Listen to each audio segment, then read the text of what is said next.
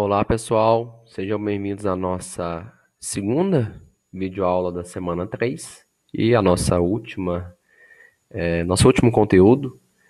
Então, o nome aí da videoaula é Utilitários para Análise e Monitoramento de Hardware.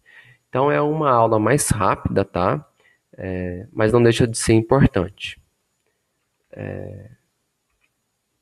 O sumário, então, vou fazer uma introdução sobre o que seria essa análise e esse monitoramento, quais são os benefícios e quais são os softwares. Então, adiantando aí, pessoal, antigamente, né, a gente teria que, para examinar o computador, teria que abrir a máquina e verificar cada um dos componentes. Hoje em dia, a gente já tem softwares que conseguem analisar, conseguem saber o nome de qual tipo de processador, os componentes da placa-mãe e tudo mais. E além de ter esses dados, a gente também consegue fazer uma análise, tá? Então são softwares bem intuitivos, bem explicativos, tá? A interface aí bem tranquila e aí vai da preferência de cada usuário, em qual desses softwares utilizar. E aí quando chegar um pouquinho nessa parte de software, eu vou comentar um pouquinho sobre o porquê de ter vários softwares para uma mesma função, beleza? Bom, então a introdução aí, um pouco de contextualização também. O diagnóstico auxilia os usuários a suspeitarem de possíveis defeitos com maior probabilidade de acertos. Então o computador lá está lento, ou parou de funcionar, ou funciona quando quer, né? Então você com essas ferramentas aí de monitoramento de hardware, você consegue, né, a partir desse diagnóstico do software, suspeitar com mais precisão de um possível erro, possível defeito, tá? Antigamente, né, esses programas precisavam ter acesso direto ao hardware. Atualmente isso não é mais necessário, tá? Não é necessário mais abrir a máquina e verificar os itens instalados. A gente já tem softwares que são usados para análise do hardware e visualização dos seus dados. E esses softwares fornecem informações sobre o estado de funcionamento da máquina.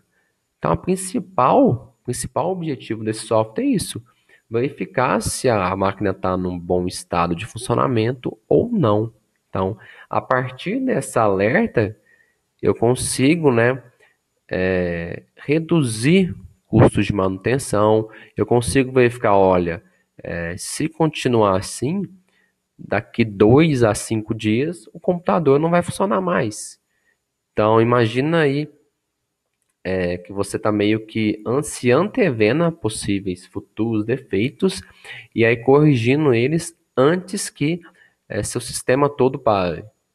Um exemplo desse tipo, tá, pessoal? E até mesmo questões relacionadas a backup, tá? Então, pode ser que tinha um backup programado ali e aí você consegue antever que aquele computador já não está mais legal. Algum componente ali vai parar, tá? Então, essa parte de monitoramento é bem importante também. E aí vai do contexto, né, de cada pessoa, qual software usar. Quais são os benefícios? Então, o objetivo é identificar o estado do funcionamento da máquina, tá? Para detectar futuros problemas. Eu quero detectar o quanto antes, para quê? Para evitar paradas não programadas, tá? Então, vou me antever aquele possível problema e já vou corrigir. Vou trocar uma peça, trocar um componente, tá bom? Otimizar o desempenho da máquina, então eu posso conseguir ver algum gargalo ali, alguma coisa que está fazendo o computador ficar mais lento, reduzir o tempo de indisponibilidade e reduzir o custo de manutenção.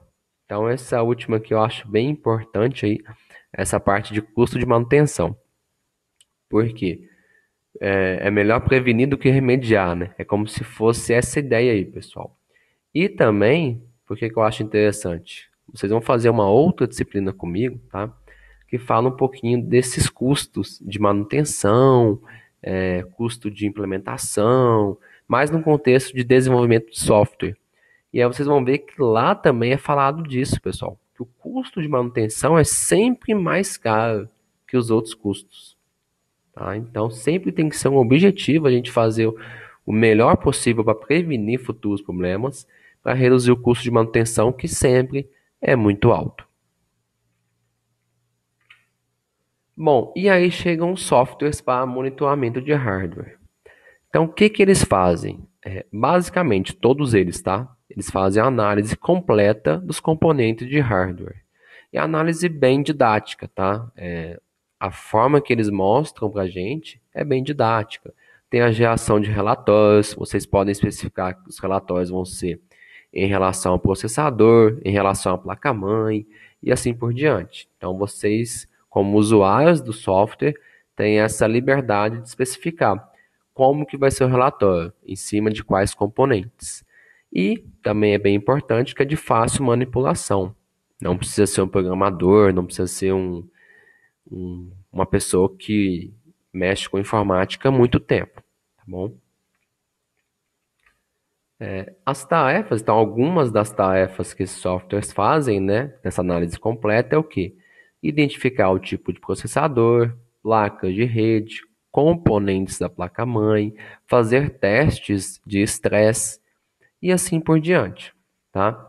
Então, alguns deles vão só me mostrar informações dos meus componentes. Outros não. Outros vão verificar se está acontecendo alguma coisa errada, se está usando muito CPU, se a temperatura está muito alta e assim por diante. Aí já vai chegar naquele detalhe que eu falei com vocês. Vocês vão saber qual software escolher de acordo com a necessidade do momento. Por quê? Vamos lá. Coloquei três exemplos aqui, ó. Esse primeiro aqui é muito falado, que é o CPU-Z. Se não me engano, vocês viram ele em uma outra disciplina, acho que foi organização de computadores, né? Como o professor André. O foco desse software aqui, ó, é no processador, tá? Então, apesar dele fazer a análise dos componentes de hardware, ele está mais focado no processador. Ah, professor, mas como você sabe disso? Ele vai fornecer informações de vários aspectos ali do hardware, tá? Mas no processador ele tem até uma parte de benchmark ali que ele faz um teste com o processador.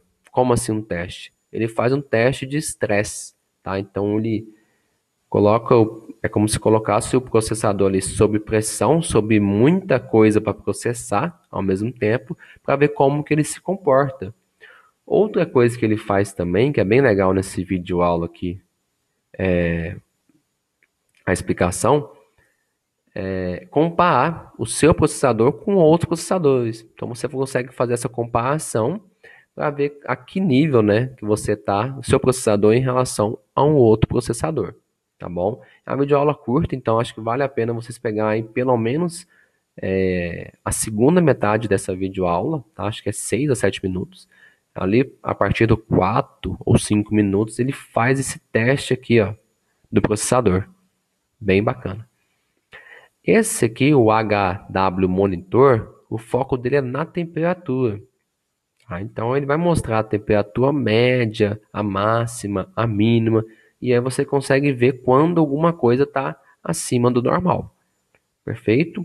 Esse último aqui, infelizmente, eu não achei, tá? Material do YouTube ali, videoaulas do YouTube, ou vídeos do YouTube, em português, explicando sobre esse último aqui, o Csoft Sandra, tá? Mas eu coloquei ele aqui, por quê? Porque ele parece um pouquinho com o CPU-Z no sentido de ter benchmark. Quando a gente fala benchmark, vão ser feitos testes, né? Então, sobre o processador, que são feitos testes, né? Teste de estresse, teste comparativo. Só que aqui, além de ter plot D, né, sobre o processador, aqui são várias ferramentas de benchmark ao mesmo tempo. Então você consegue testar vários componentes, várias partes do seu computador apenas com um software, que é esse software Csoft Sandra, tá? Aqui eu consigo fazer esses testes só com o processador, aqui não, são várias ferramentas de benchmark, ok? Por isso eu coloquei esse material adicional aqui, por mais que não seja um vídeo, tá? Então, essa é a referência da nossa aula de hoje, tá? Um pouquinho aí do que a gente falou na aula passada, né, sobre perfis de usuário, um pouquinho dessa aula de hoje. A gente vai ver lá em segurança da informação, tá? Então, segurança da informação, a gente já começa a pensar, bom, a informação tem que estar segura.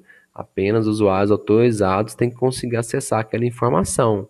E uma coisa que a gente tem que ver bem importante aí, que não é nem no contexto dessa videoaula, mas sim da videoaula passada, é que não existe nenhum sistema 100% seguro.